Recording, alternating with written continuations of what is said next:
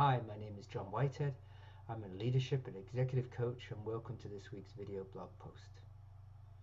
This is another one in the series of Marshall Goldsmith's 20 habits that will keep you from the top, and his 12th one, which is making excuses. Making excuses. Somebody screws up, right? And you ask them what happened. They said, "Oh, I'm just too impatient," or "Oh, it's not my fault. So and so didn't get the report to me on time," or "Well, I'm late because traffic was horrendous. I got caught crossing the bridge, and all kinds of traffic." And if you know where I live, that's actually a common excuse, because the bridge we have to cross to get into town can be insane sometimes.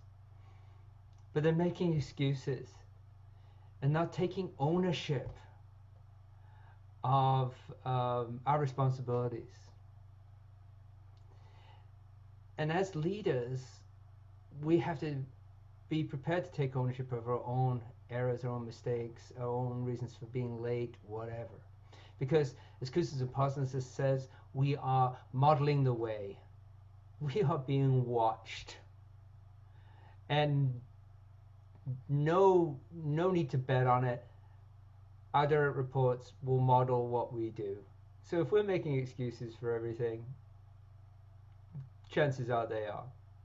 So there's your first clue. If you find that your direct reports are coming up with excuses for the reports being late, for the projects not being done on time, take a look at yourself. What are you doing?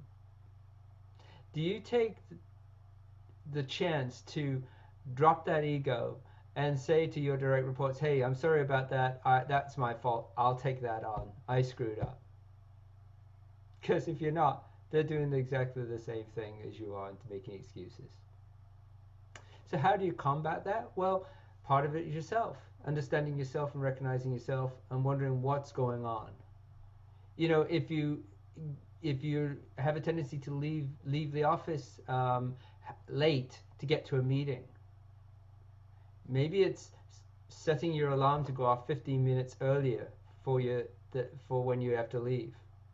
I know when I schedule meetings, I put a 30-minute buffer in if it's a phone call on either side of my meetings.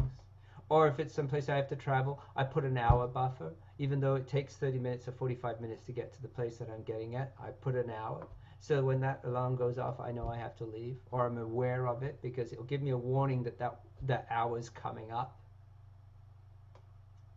So being prepared, checking yourself, and calling out others when they're making excuses. So somebody says that report was late. Instead of just accepting, you say, "Why was that? Can you tell me more? I'm curious why that was late. I'm curious why that project wasn't completed on time. What happened?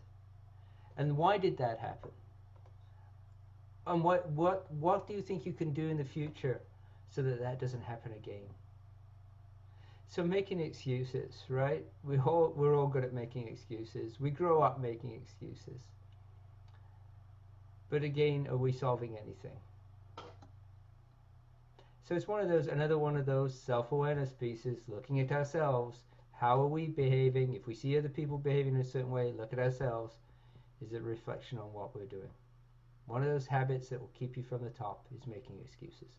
So thanks for this week, and hope to talk to you again next week. Take care.